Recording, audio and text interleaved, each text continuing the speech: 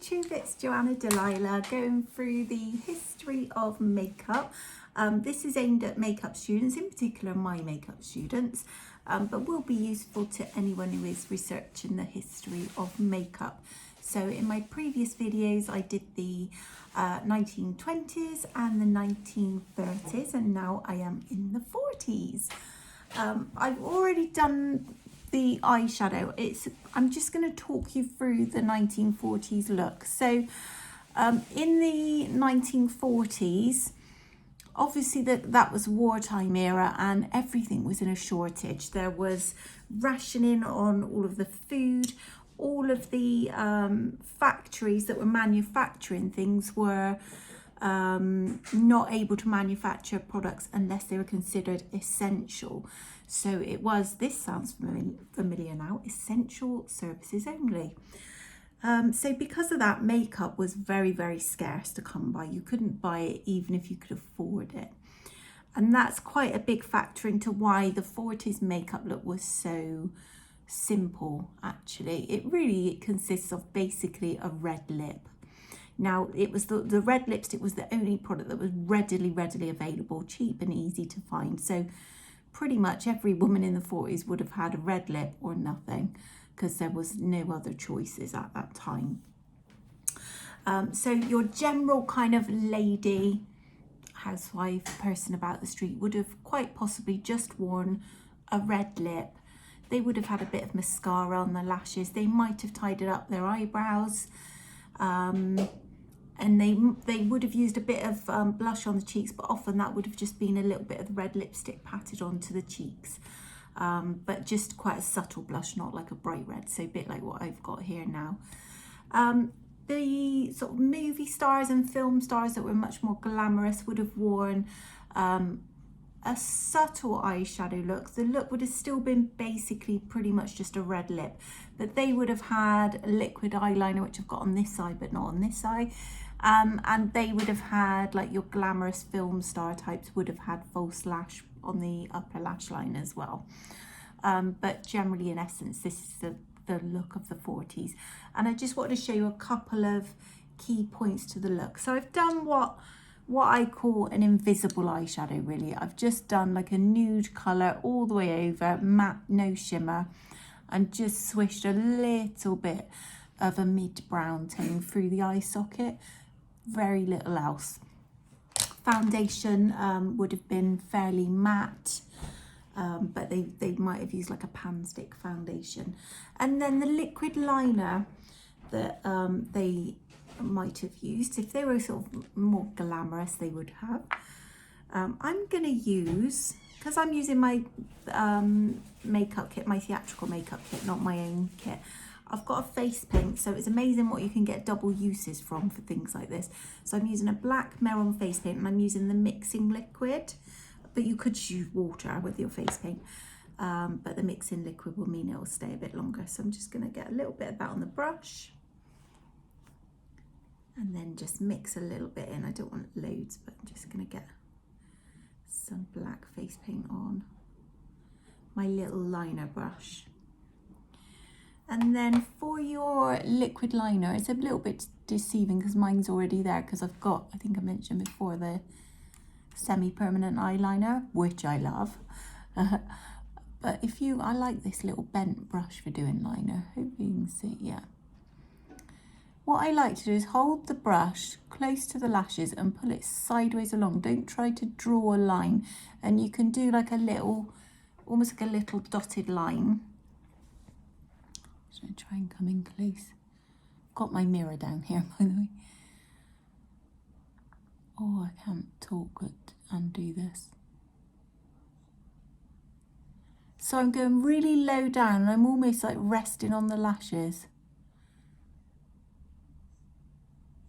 as if you're trying to paint the root of the lashes and then you accidentally get a little bit on the skin, rather than trying to go straight in and draw your line. So the 40s makeup look on the eyes, that's it. Don't wing it out. I see so many recreations of 40s makeup where it's winged out. That comes later. We'll look at the wing when we go into the 50s in my next video. So just stop at the outer edge. And then the other key thing in the 1950s is the lip shape, which I'm dreading this because lips are like my hardest thing. Some makeup artists who either love eyes or love lips. Obviously you've got the clever clogs that are great at it all, but I'm a bit, especially on myself, overdrawing the lips is not my area of expertise, but I'm gonna have a go. So in the 20s and 30s, they had quite a little lip. I've done this in my previous videos, but I don't think I mentioned what it was called. The style was known as the Cupid's bow lip, and it was designed by Max Factor, who I've said in a previous video is a person, not just a brand. So he developed the little Cupid's bow lip. He did it with thumbprint. So you put 1, 2 and 1 at the bottom, and then just kind of neaten the edge to get that little sweetheart Cupid's bow lip. Well, in the 40s, I think partly because red lip was all there was to it with the makeup look, so they wanted to be a little bit more extravagant and make something a bit more of it. So in the 40s, Max Factor developed a more fuller upper lip, and he called it the hunter's bow. So if you look at photos of the film stars in the 40s, like they're like that. Actually, that's it. I'll just walk around like that. They almost look a little bit snooty, and their upper lip is usually as full as the lower lip, not necessarily any fuller. So I'm going to have a go at just extending my lip line into a more 40s shape. So you go right the way into the corners.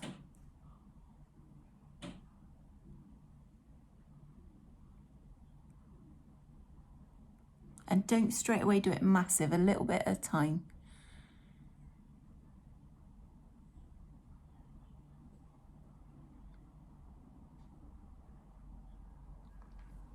There we go. You can see already that's kind of given me a bit of a fuller upper lip. I'm not hating that actually.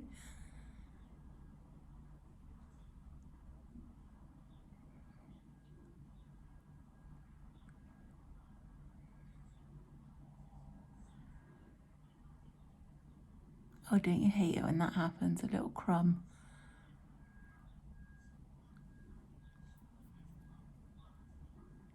I think I got it.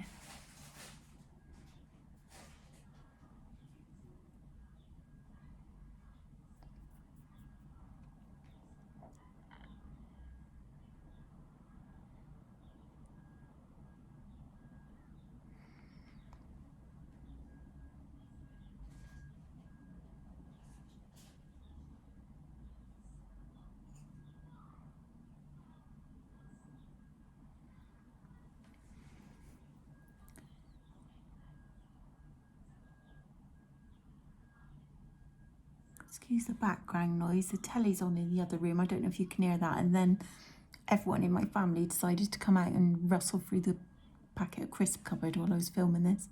And now that's a lorry reversing that we can hear.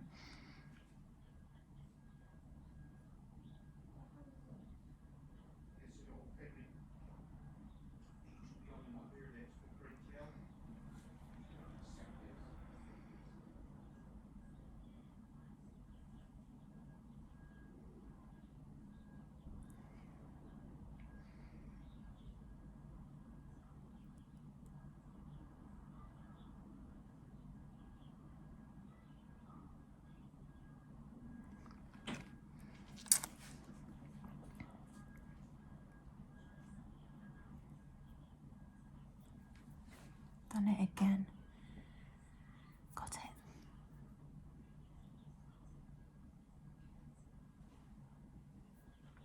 Right at the last hurdle, I've just got a bit cocky and I've mucked that up now.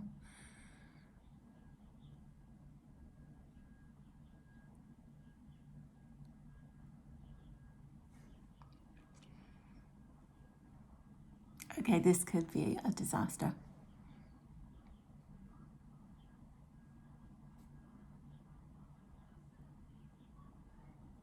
Can she save it?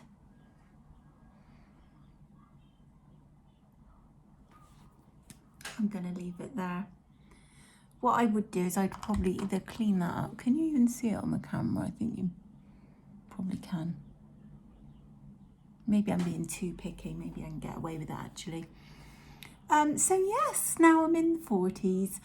Yeah, what I would do, I'd get a tiny little cotton bud. You can get these really, oh, they're in my other kit. Tiny little, almost like a cocktail stick with a cotton bud thing on the end from my Kitco. They're amazing for cleaning up. And possibly with a like a little liner brush with a bit of concealer, you could sharpen it up if you needed to. But there we are, that's the 1940s. I'm going to keep this on and then I'm going to change it into the 50s because the 50s look, this is kind of quite a basis for a 1950s as well. Oh, I'm looking in the wrong place again. So I will be back in my next video for the 1950s. Thank you for watching. Take care.